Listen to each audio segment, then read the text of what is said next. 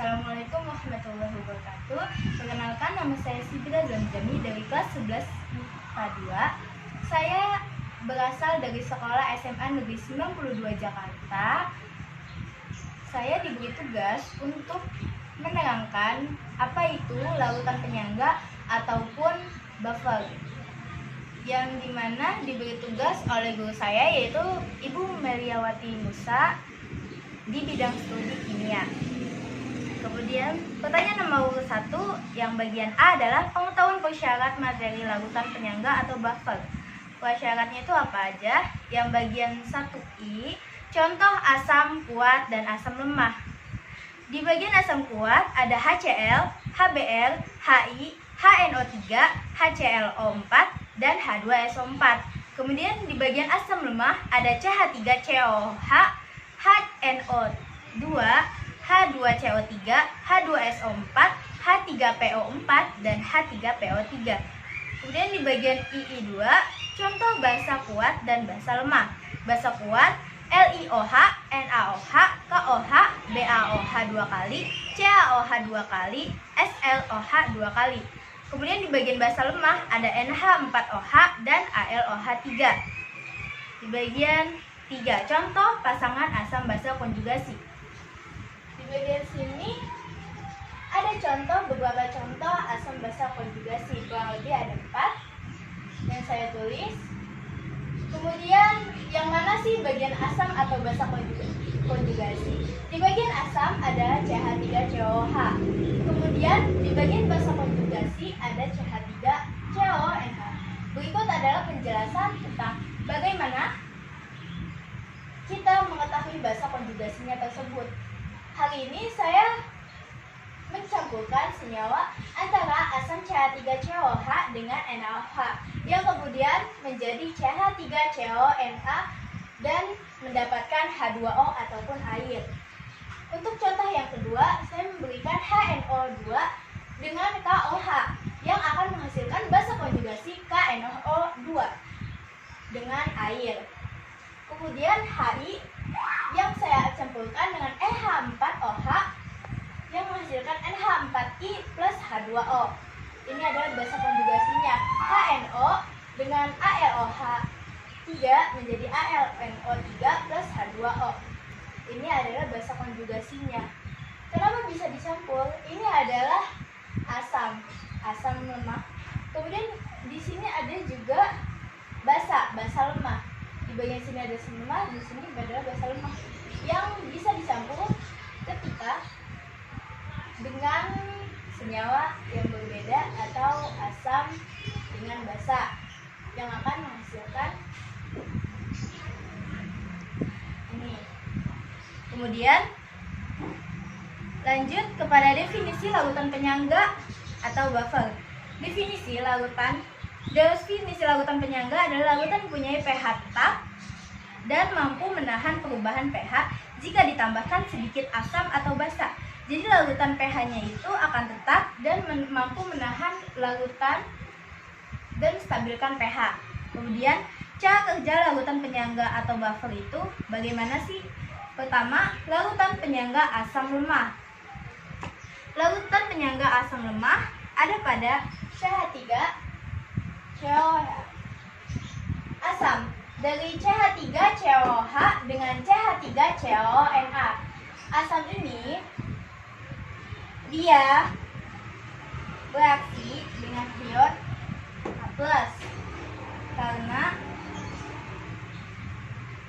bergeser kesetimbangannya di bagian kiri hingga menghasilkan CH3COOH. Kemudian bagian basa ada H2CO3 dengan HCO3. Dia kesetimbangannya akan bergeser ke kanan karena tercampur dengan senyawa OH- agar stabil. Jadi H2CO3 tidak akan mengubah pH-nya, pH sebelumnya. Kemudian HCO3- plus H2O itu adalah hasilnya. Kemudian di bagian larutan penyangga basa, di bagian yang ditambahkan asam akan terbentuk NH3 ditambah H+, karena NH3 dengan NH4Cl itu akan menghasilkan NH3 plus H, NH3 plus H plus menjadi NH4+, karena H plus ditambah H3 menjadi NH4+. Kemudian yang di bagian basa kita bisa langsung menambahkan OH-, karena pernyataan yang saya tuliskan adalah sama. Ya, akan bergeser ke sebelah kiri. Kemudian NH4+ ditambah OH- akan menjadi NH3 plus H2O. Contoh larutan penyangga atau buffer. Bagian I, 2 contoh buffer dan asam. Di sini saya telah menuliskan CH3COH ditambah NaOH menjadi CH3COA, CH3CONa maksud saya ditambah H2O atau air. CH3COH merupakan larutan asam lemah yang ditambah dengan basa kuat hingga menghasilkan konjugasi basa. HNO2 ditambah KOH menghasilkan KNO2 plus air. HNO2 merupakan asam lemah ditambah KOH merupakan basa kuat yang menghasilkan KNO2. Jadi buffer asam adalah CH3COH dengan CH3CONa. Kemudian HNO2 dengan KNO2. Kemudian yang bagian basa maksud saya ada HI dan NH4OH hingga menghasilkan NH4I ditambah air. HI adalah asam kuat yang ditambah dengan NH4OH yang merupakan basa lemah yang menghasilkan NH4I dan air. HNO ditambah AlOH3 menjadi AlNO3 ditambah H2O. Maksud saya menghasilkan AlNO3 ditambah H2O. Kemudian yang mana sih buffer basanya? Di bagian AlOH3 dengan H2O. Oh iya, AlOH3 jika kita butuh menyetarakannya bisa ditulis sebagai berikut. Al adalah 3+ dan OH-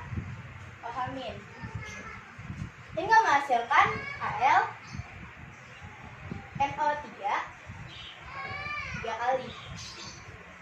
Itu untuk penyetaraannya.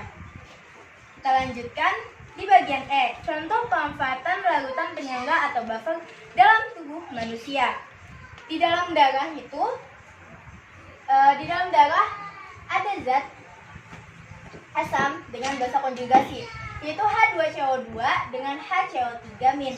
Bagaimana jika kita memakan makanan yang bersifat asam atau minuman yang bersifat asam? Kita harus mencampurnya dengan HCO3- ditambah H+ menjadi H2CO3. Kemudian bagaimana jika kita meminum sesuatu yang bersifat basa?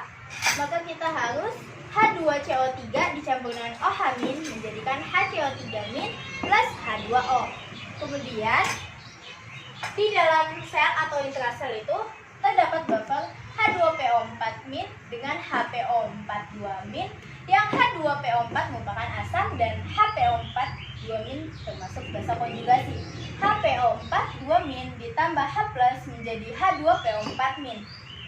Jika kita makan sesuatu yang asam, ini akan terjadi. Kemudian jika kita memakan sesuatu yang basah, H2PO4- ditambah OH- akan menghasilkan HPO42- plus air. Itulah yang dapat saya jelaskan tentang larutan penyangga atau buffer. Dari saya, terima kasih. Wassalamualaikum warahmatullahi wabarakatuh.